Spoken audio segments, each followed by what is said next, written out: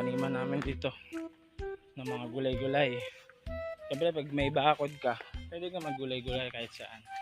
Madumi nga lang kasi may pato eh. Yung mga pato ito. Pato. May itik, pato. Ayun yung kundol. Tinan mo yung pinag-ano ng kundol. Laki naman nun. What? Naiwan kasi yung ano, yung pamingot.